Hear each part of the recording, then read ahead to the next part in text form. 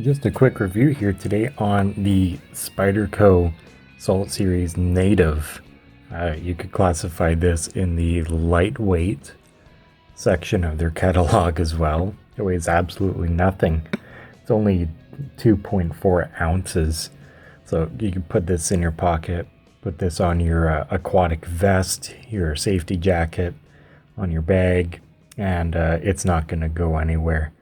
That clip is super deep for the size it is. It's the hourglass shaped clip. It has 4 positions: tip up or tip down, left or right side. It's a backlock design, so it's got a lot of strength, super easy to use, super simple, and it's left or right hand carry. Left or right hand friendly. Super nice shape. The classic leaf shaped blade that Spyderco loves to use.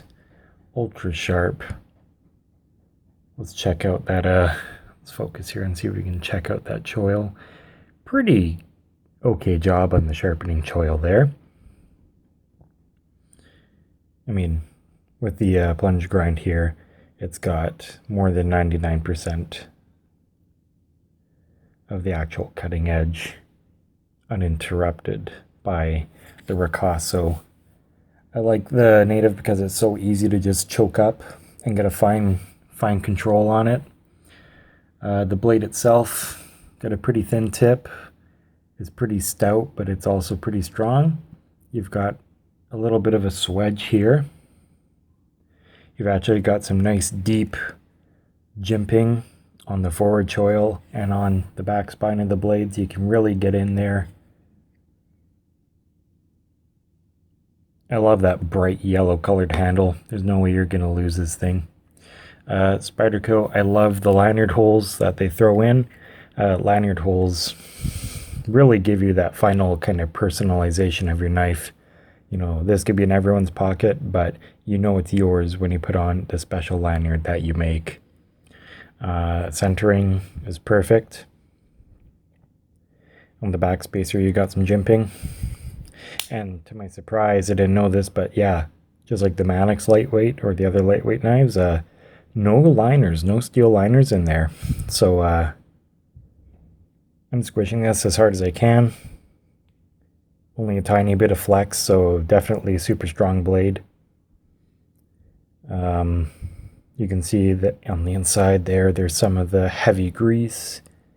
Sal mentioned one time that they like the backlocks, especially for their their Salt Series knives and stuff like that, simply because it's way less moving parts. It's super simple. This knife in particular looks like it would be super easy to disassemble and clean. Like, you've only got your pivot and your 2 back screws, and as well as your pocket clip screws that keep it together.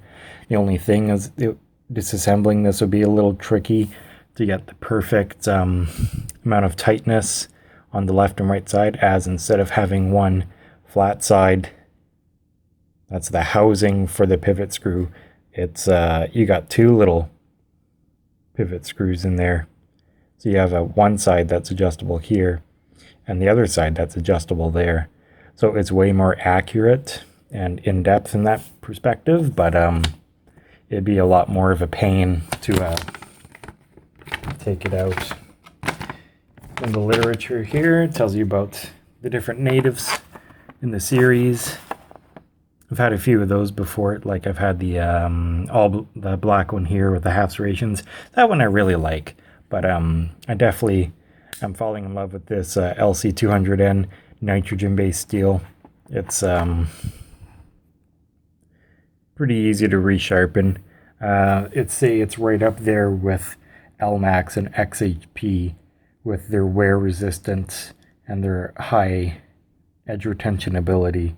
It's a high nitrogen alloy tool steel, and it's used by PESR, pressurized electroslag remelting technology, developing a pure alloy with fine microstructure, also known as Chronodir 30, and even longer by NASA for ball bearings. So it's to make sure that the the steel itself with the carbides.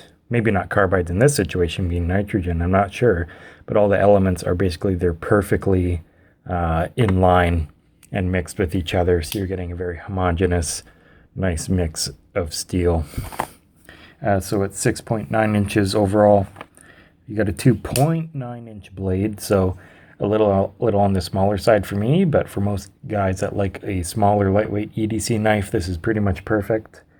The blade thickness is 0.125 inch thick. Super stainless, just under 7 inches overall from tip to heel. And the lines on this knife are absolutely amazing.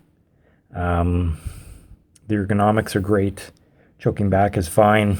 Choking forward is absolutely fine. I like the double choil system with the hump, kind of like on the Manix 2. It's really comfortable to hold it normally, but really comfortable to choke up and use it with fine detail work as well.